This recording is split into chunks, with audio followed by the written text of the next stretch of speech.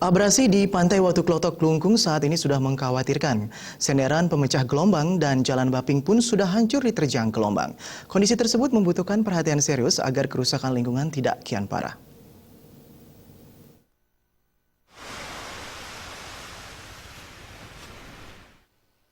Pantai Watu Klotok berada di Kecamatan Klungkung, Kabupaten Klungkung. Di pantai ini terdapat sebuah pura kayangan jagan, yakni Pura Watu Klotok. Pantai yang berpasir hitam ini juga disucikan oleh umat Hindu karena kerap dijadikan tempat upacara melasti. Namun kini kondisi pantai kian memprihatinkan akibat abrasi yang parah. Senderan batu pemecah gelombang yang sudah dibangun beberapa tahun lalu hancur diterjang gelombang. Jalan paving di sepanjang pantai yang bisa dimanfaatkan untuk berjalan menikmati suasana pantai juga hancur dan tertimbun pasir.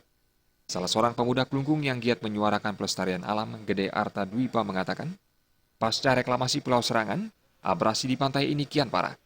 Baginya, jika reklamasi Teluk Benoa dijalankan, ia yakin abrasi pantai di Bali Selatan termasuk Watu Klotok akan semakin tak terkendali. Untuk itu pihaknya mendesak adanya upaya penyelamatan lingkungan.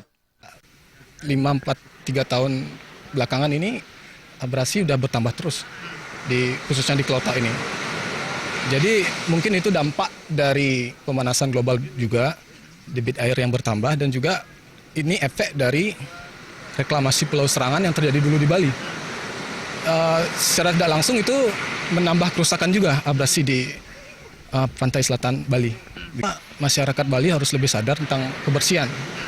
Jadi tidak hanya mementingkan segi ketuhanan aja, budaya dan lain sebagainya, tapi kesadaran diri untuk bisa lebih menjaga kebersihan dan menjaga adat dan budaya kita di Bali.